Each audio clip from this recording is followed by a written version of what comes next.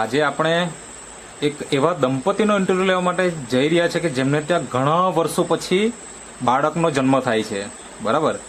હવે એ બાળક કઈ રીતે એમને ત્યાં આવ્યું તો એ આપણે એમના પરિચય સાથે આપણે જાણીશું. ઓકે, તો સૌપ્રથમ તમારો પરિચય આપજો. શું નામ છે તમારું? દમયંતીબેન હરેશભાઈ પટેલ. તો મને એ જણાવો કે તમારા લગ્ન કયા વર્ષે થયેલા? 2004. 2004માં. અત્યારે ચાલે છે 2024, એટલે લગ્નના 21 વર્ષ થઈ ગયા, બરાબર ને?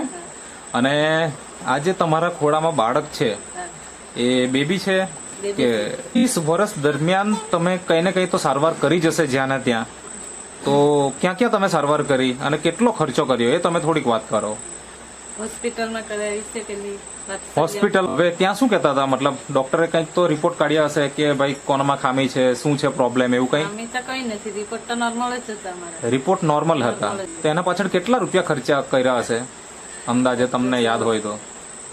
2-3 લાખ ખર્ચી નાખ્યા. 2 થી 3 લાખ રૂપિયા તમે ખર્ચો કરી નાખેલો, બરાબર. અંદાજે તો 30-40 ભગત પાસે ગયેલા હે. અચ્છા, 30-40 ભગત, 15 થી 20 તમારે વૈદ્યની દવા કરી, અને અલગ અલગ હોસ્પિટલ, એટલે કેટલી હોસ્પિટલમાં તમે ટ્રીટમેન્ટ કરાવી?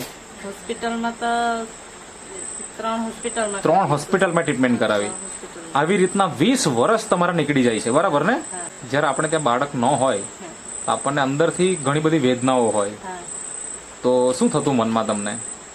થાય જ ને, તો એ ખાલી બાળક બી આપણું બી હોય તો. હા, મતલબ છોકરો હોય કે છોકરી હોય, પણ એક બાળક જોઈએ, બરાબર ને?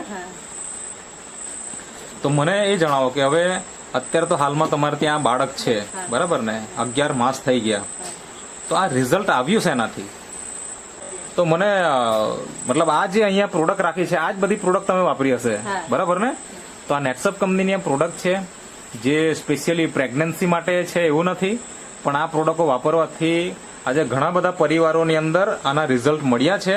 આવો જ કોઈક વિડીયો એમણે જોયો તો આ પ્રતિભાબેને આ પ્રોડક્ટ વાપરવાની ચાલુ કરી, અને આજે તમે રિઝલ્ટ જોઈ શકો છો, બરાબર.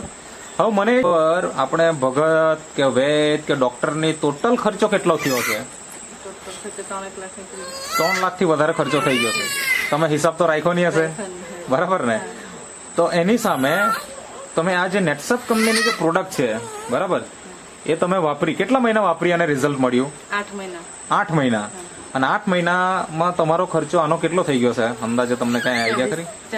40,000 ના આસપાસ તમારો ખર્ચો થઈ ગયો અને રિઝલ્ટ આવી ગયું, બરાબર ને? પહેલો મહિનો. નમસ્કાર દર્શક મિત્રો, આજે આપણે એક એવા દંપતીનો ઇન્ટરવ્યુ લેવા માટે જઈ રહ્યા છે કે જેમને ત્યાં ઘણા વર્ષો પછી બાળકનો જન્મ થાય છે, બરાબર. હવે એ બાળક કઈ રીતે એમને ત્યાં આવ્યું તો એ આપણે એમના પરિચય સાથે આપણે જાણીશું. ઓકે, તો સૌપ્રથમ તમારો પરિચય આપજો. શું નામ છે તમારું? દમયંતીબેન હરેશભાઈ પટેલ. દમયંતીબેન હરેશભાઈ પટેલ, બરાબર. આ તમારા પતિદેવ છે, બરાબર. તો મને એ જણાવો કે તમારા લગ્ન કયા વર્ષે થયેલા? 2004. 2004માં. અત્યારે ચાલે છે 2024, એટલે લગ્નના 21 વર્ષ થઈ ગયા, બરાબર ને? અને આજે તમારા ખોળામાં બાળક છે, એ બેબી છે કે બાબો છે? બેબી છે. ઓકે, બેબી ગર્લ છે. તો શું નામ રાખ્યું એમનું? ક્રેયા. ઓકે, કેટલા માસ થયા? 11 મહિના. મતલબ આવતા મહિને બર્થડે થશે એવું? ઓગસ્ટમાં? સપ્ટેમ્બરમાં. ઓકે. તો દર્શક મિત્રો, તમે જોઈ શકો છો આ દંપતી છે, એમને 20 વર્ષ થાય છે લગ્નના, અને 20 વર્ષ પછી એમને ત્યાં બાળક આવે છે. તો એ શેનાથી આવ્યું, શું આવ્યું એ પણ આપણે જાણીશું, પણ એના પહેલા આપણે એમને એ પ્રશ્ન પૂછીએ કે આ 20 વર્ષ દરમિયાન તમે કઈ ને કઈ તો સારવાર કરી જશે જ્યાં ને ત્યાં.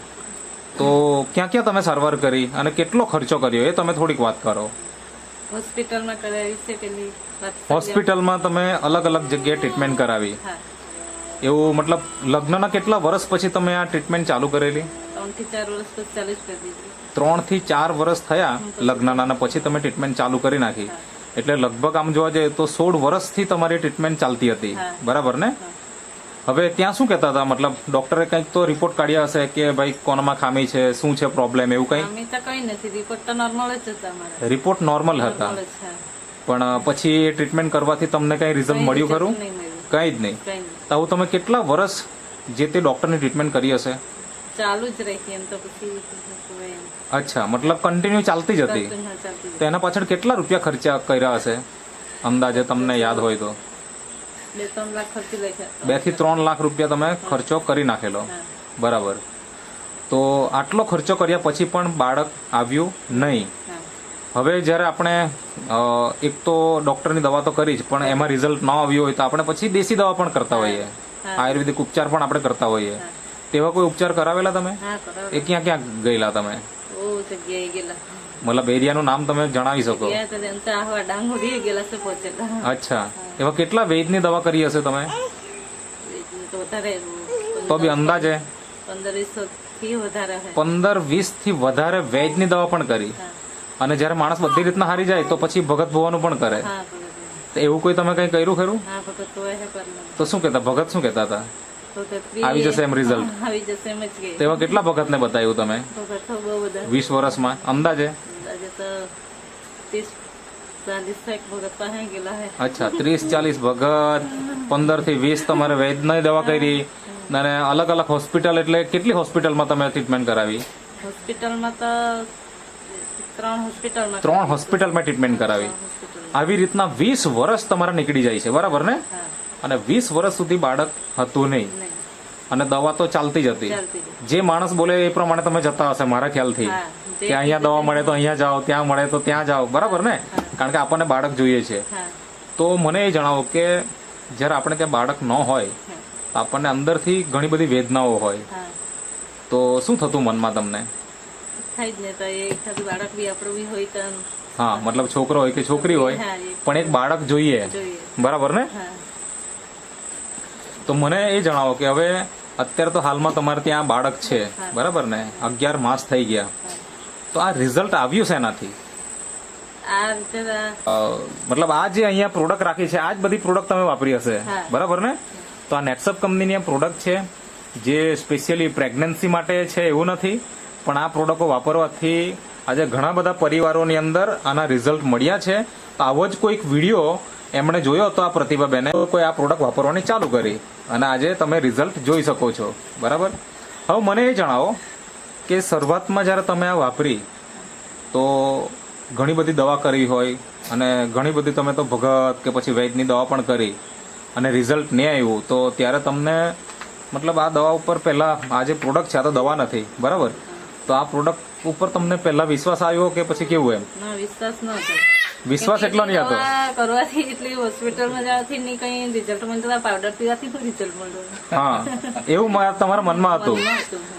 તો વાપરવાની કેવી રીતના શરૂઆત કરી? મતલબ વિશ્વાસ તો હતો નહીં તો મતલબ સ્ટાર્ટ કેવી રીતના કર્યું પછી? અને એટલા એમ દવા હોસ્પિટલમાં ખર્ચો કરી નાખ્યો તો એકવાર વાપરી જોઈએ.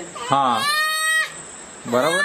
તો મતલબ કે આટલો બધો ખર્ચો કરેલો જ છે, તો ભાઈ આટલો ખર્ચો કરવામાં શું છે એમ કરીને તમે વાપરવાની ચાલુ કરી. ચાલુ કર્યું, હા. તો તમારો ઓલ ઓવર આપણે ભગત કે વૈદ કે ડોક્ટરની ટોટલ ખર્ચો કેટલો થયો છે? તો ખર્ચો 3 લાખ નીકળી. 3 લાખથી વધારે ખર્ચો થઈ ગયો છે. તમે હિસાબ તો રાખ્યો નહીં હશે, બરાબર ને? તો એની સામે તમે આ જે નેટસપ કંપનીની જે પ્રોડક્ટ છે, બરાબર, એ તમે વાપરી કેટલા મહિના વાપરી અને રિઝલ્ટ મળ્યું? 8 મહિના. 8 મહિના.